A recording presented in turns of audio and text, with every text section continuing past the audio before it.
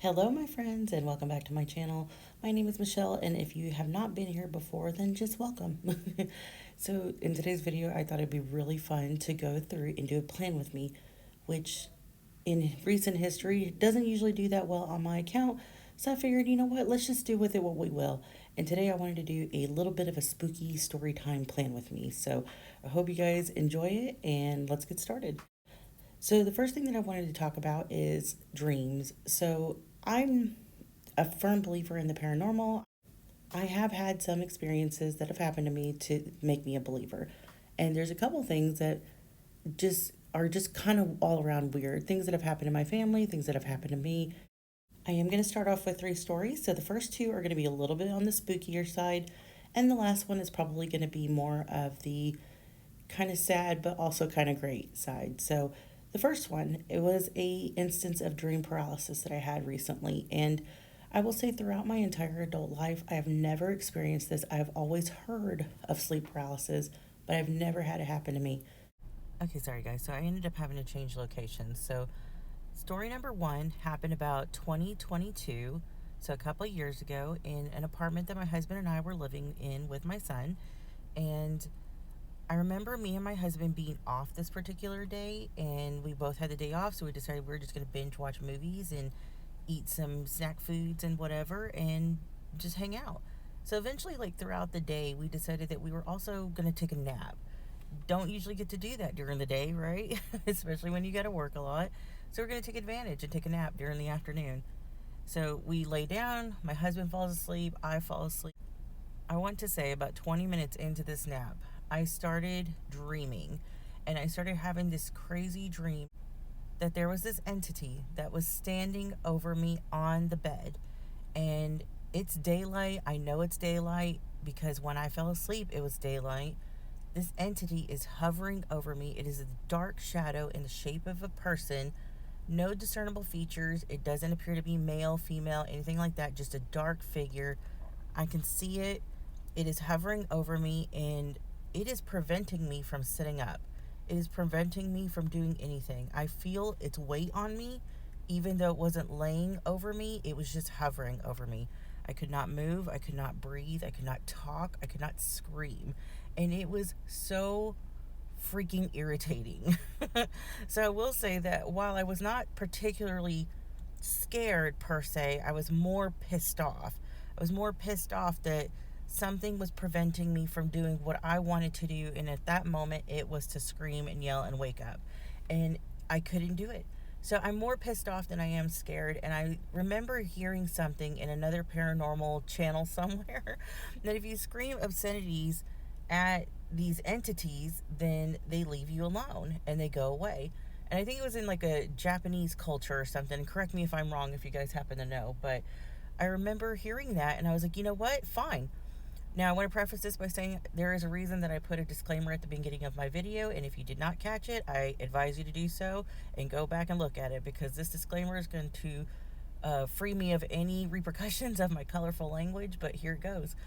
I started screaming at it, motherfucker. Just start gritting my teeth through my gritted teeth, yelling motherfucker. That's all I could do. I couldn't move. I couldn't do anything else. So I'm just sitting there and I'm yelling motherfucker through my, like Sabrina Carpenter motherfucker type of thing. So I'm yelling at it, and I just happen to wake up. It releases me.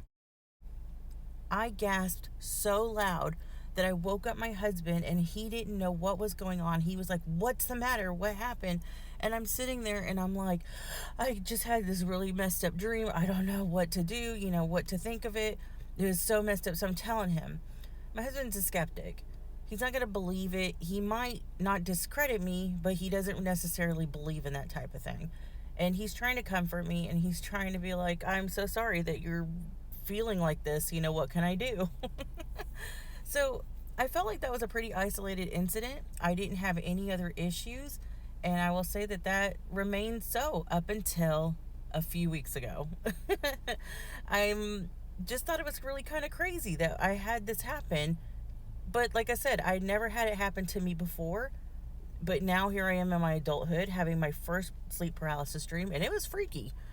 Well, now, okay, a few weeks ago, I even journaled about this recently because I had had another similar experience. In this particular dream, I'm in a room that I don't recognize. I'm in a place I don't recognize, and I am facing a door. As I'm trying to walk through the door, I see something dark and malevolent on the other side of the door. Now, this particular type of door swung inward into the room that I was in. So there was something hiding behind it in a very, very small, narrow space, and I couldn't describe what it was other than it was dark and I knew that it was no good. And the moment that I acknowledge it, it flies out from behind the door and grabs me by the neck. It grabs me by the neck and it is holding on, choking me, choking the life out of me, trying to essentially kill me. And the same thing as before. I remember in some kind of weird cognizant moment that I remember reading about these type of entities and these things being kind of deterred by obscenities. I try this again. It didn't work. I can't talk. I can't breathe. I can't move. I can't do anything. And I am terrified at this point because the thing that had worked before isn't working now and I don't know what to do. So I do the next best thing. I start thinking about Christ and I start telling this particular demon or whatever it is, because I'm convinced it's a demon at this point, and I start yelling at it, in the name of the Lord Jesus Christ, I rebuke you. And I yell this at least 3 times and it lets me go. It works. I wake up, same situation. I'm in the bed. I scare the shit out of my husband. And he's like, what the hell? So I tell him what's going on. Just like before, I was more pissed off than anything. So I'm mad because I'm like, I don't know what this thing was. Somehow it thinks that it can come in my dreams and start scaring me, and I'm not about that. So he comforts me to the best of his ability, and we just go back to sleep. I haven't had another dream like that in recent weeks or anything, so hopefully that's the last. I don't know. I can't say. But I just wanted to share that really spooky type of situation and wonder if any of you guys have ever experienced something like that. I'm sure that you guys have probably heard of it at the very least, like I have in the past, but never had it happen to me up until recently, and that's crazy. Okay, so given that the last 2 were kind of on the creepy side, I kind of want to I want to leave you guys on a lighter note. Might not sound like it at first, but I promise it is.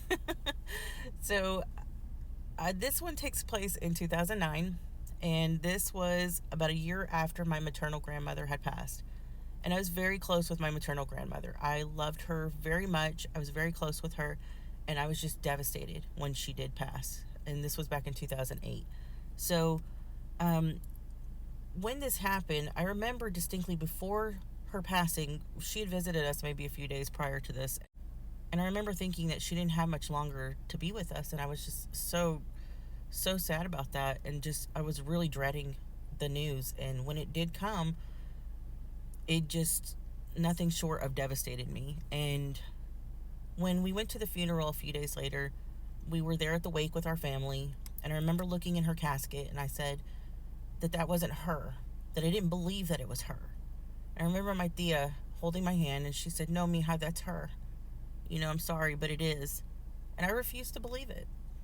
When they buried her the next day, I made up some lame excuse about not being able to go because my son, at the time he was 2, he was just acting so bad that I just don't think he's going to behave, and I just can't put myself through that. And I ended up not going to the funeral, and I ended up not being able to properly say goodbye. So my family is a pretty large family, as is typical with Mexican families. We were always very close. We always had a lot of family functions, and every time that there was a family function, you attended. It didn't matter if there was like 100 of us there.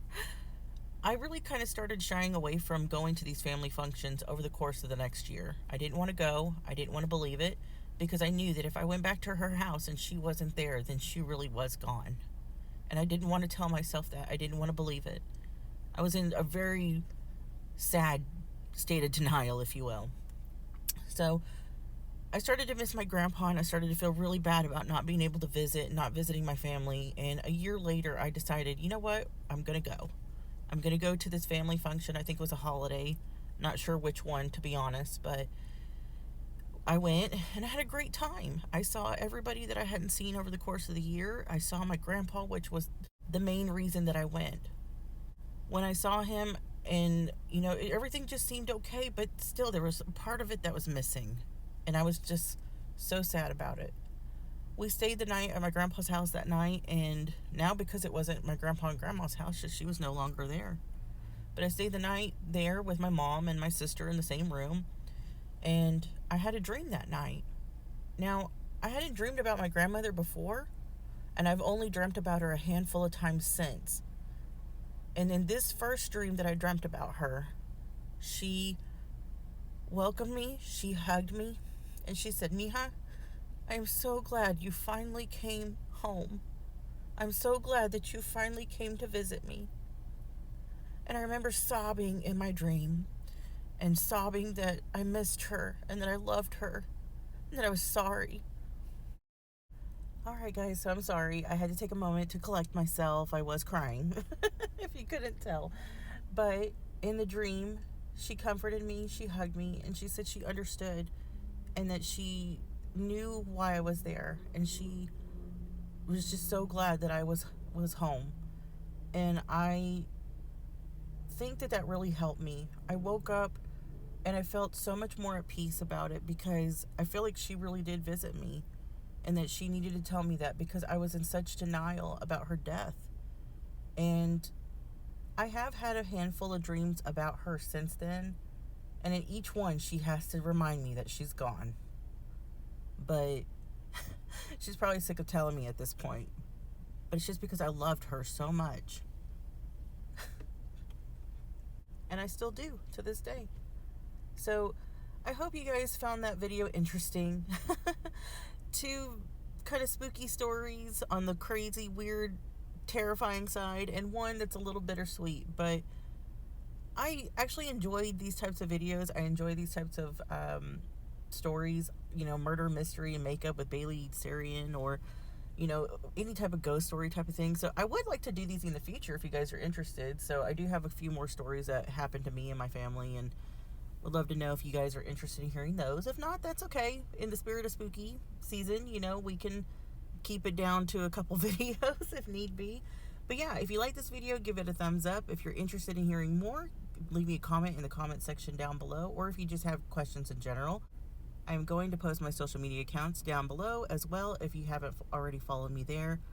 And yeah, also I want to take a quick moment to apologize for any crappy audio that's going on right now. I'm currently at work on my lunch break in my Jeep with the AC on because it is hot, even for October here in Texas.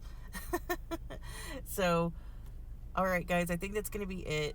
I will catch you on the next one. Later.